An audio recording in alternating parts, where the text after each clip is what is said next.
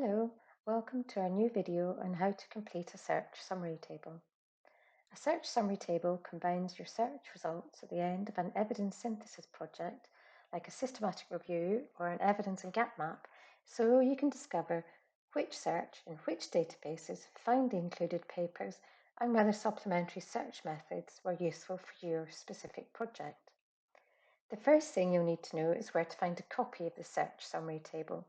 So head on over to our website and you'll find a copy here. Feel free to download and use and amend as you wish.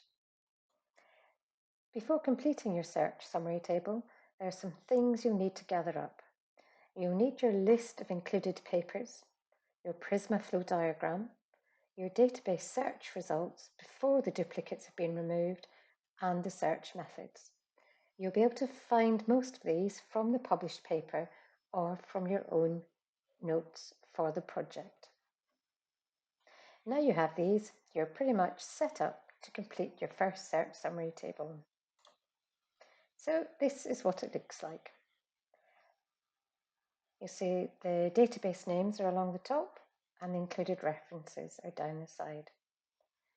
So if you enter in here the names of the databases that you searched, it gives you an option of 11 along here, so do edit or add if need be. For our project, it looks like this. These were the databases that we searched. The second thing you'll need to do is add in your included references. Again, there are 12 rows here for this, and you will need to amend them if you have more or fewer than 12 included references. Down here, you'll see a number of included references from the search. Click on there and make sure you change this number here. So it's column D, rows 4 to 15, and this number 15 will depend on the row number for your final included reference. So do remember to amend that if you increase or decrease the number of included references.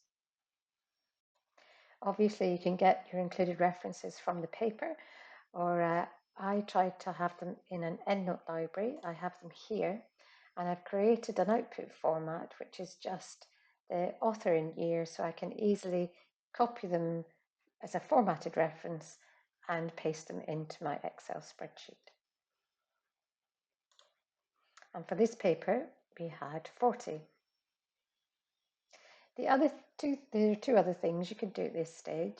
If you're interested in the type of evidence, this particular project had qualitative and quantitative evidence, so you might be interested to find out which databases found the different types of evidence.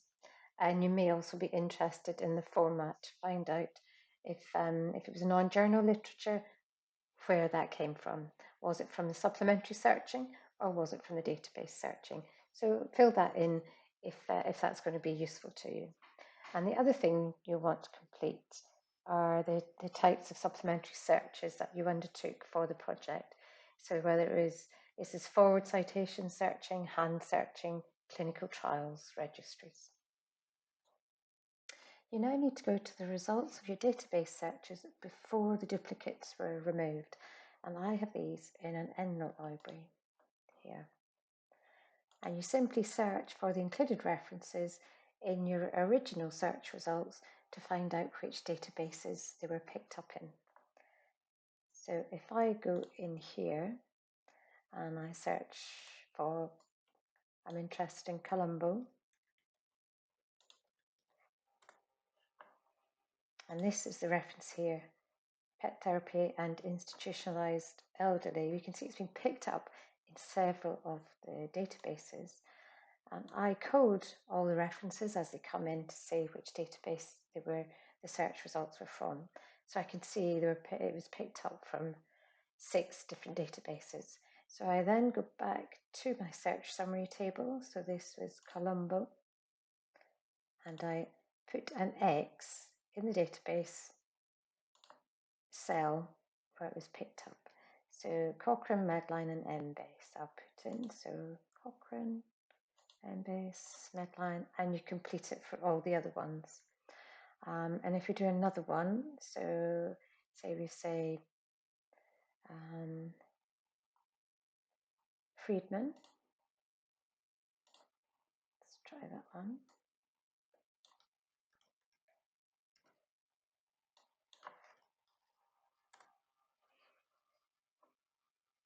Again, you can see it's evaluation of a PET assisted. So it's that one, and again, it was picked up in several databases, and you just put an X in the databases it was picked up in. So you do that for all of the included references, and you end up with a table that looks a bit like this. So as you put the X's in, the number of included references will be automatically added up, and the number of whether it was a unique reference or not will be this column here will be populated with that as well. Once you've completed doing that, you can then add in where the references weren't picked up from the database searching, what method of supplementary search picked them up. So you'll see here there was one in citation searching and a couple from an organisation, and again that will tally up at the bottom as well, as you can see here. So we're going to go to the unique references now, which is in this column. So the way to find out which ones are unique, if you filter that, and we're just interested in those where it's 1, and you can see these are all unique references, and you can just simply add them up. So you can tell this one was from PsycInfo, this one was from PsycInfo. So PsycInfo found 2 unique references. We can put that in here. So that's a bit manual, but maybe you'll have a clever way of automating that, but I wasn't able to find a way. So then you complete all of those, and you will end up with your unique records here and the number of included references from the search. The rest of the data can now be filled in using your Prisma flow diagram or your own logs of your search methods. So you can do the total number of references downloaded, so that's the yield, the number of database searches carried out, the total yield, so the total number from searching, screened at title and abstract, full text, the number of included references from the searching, but also the total number of included references here as well.